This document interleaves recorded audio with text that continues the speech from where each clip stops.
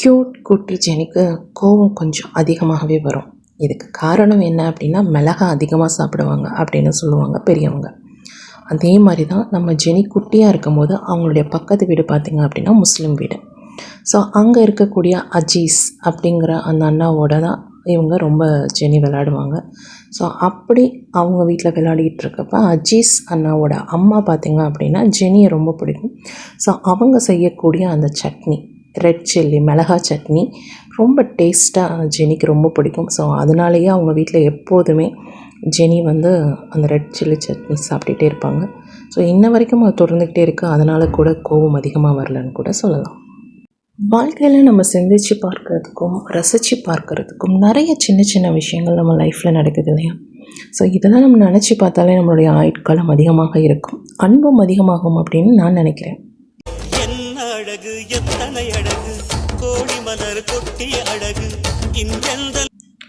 இந்த சாங் தான் ஜெனி ஸ்கூலில் பெர்ஃபார்மன்ஸ் பண்ண சாங்கு. ஸோ இந்த சாங்கை பார்த்த ஆடியன்ஸ், சீஃப் கெஸ்ட் எல்லாருமே ரொம்ப அசந்து போயிட்டாங்க.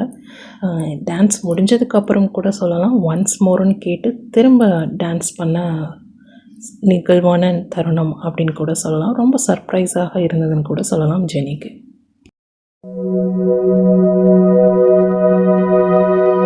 Yeah, another year is here, all my favorite people near. Got that main character glow, let the whole wide world just know. Oh, it's a Jenny kind of day, everything will be okay. Got that new era feeling, staring up at the ceiling. Yeah, it's a Jenny kind of day. It's a Jenny kind of day.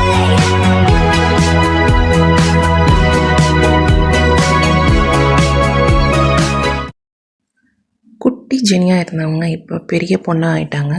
So அவங்க age attend பண்ணிட்டாங்க. So அந்த function அவங்க வீட்டில் ரொம்ப ரொம்ப கிராண்டாக இல்லை, சிம்பிளாகவே நடந்தது அப்படின்னு சொல்லலாம்.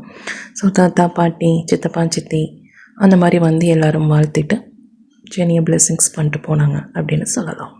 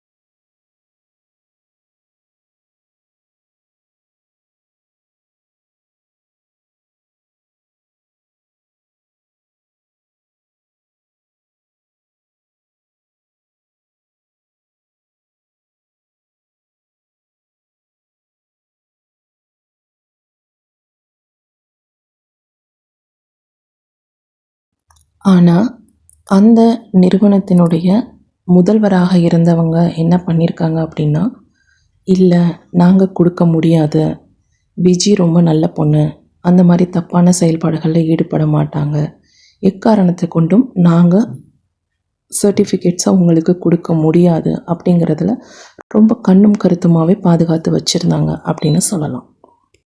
இப்போ தான் தன் கணவருக்கு விபத்து ஏற்பட்டதும் ஆசிரியர் பயிற்சி நிறுவனத்திற்கு விஜி திரும்ப போகிறாங்க. தன்னுடைய முதல்வர், கல்லூரி முதல்வரை பார்க்குறாங்க. அவங்களுடைய பெயரும் விஜயலக்ஷ்மி அப்படிங்கிறது ரொம்ப சுவாரஸ்யமான விஷயம். ஸோ அந்த ஆசிரியை தன்னுடைய மாணவியான விஜயலக்ஷ்மி மீது மிகுந்த அன்பு கொண்டு இருக்காங்க. சர்டிஃபிகேட்ஸ் எல்லாத்தையும் எடுத்து பத்திரமா கொடுக்குறாங்க. நீ திரும்ப படி அப்படின்னு ஊக்கப்படுத்துகிறாங்க. அந்த ஊக்கம்தான் விஜயலக்ஷ்மியை இன்னொரு ஆசிரியராக உருவாக்குனது அப்படின்னு கூட சொல்லலாம். நம்ம ஜெனி 8ஆம் வகுப்பில் மாவட்ட ஆட்சியரோட மரம் நடு விழா அப்படிங்கிற நிகழ்ச்சியில் பங்கேற்றுக்கிட்டு அதுக்கான சான்றிதழும் வாங்கிக்கிறாங்க அப்படின்னு சொல்லலாம். ஸோ அம்மாவும் பொண்ணும் சேர்ந்து படிக்கிறாங்கன்னு கூட சொல்லலாம்.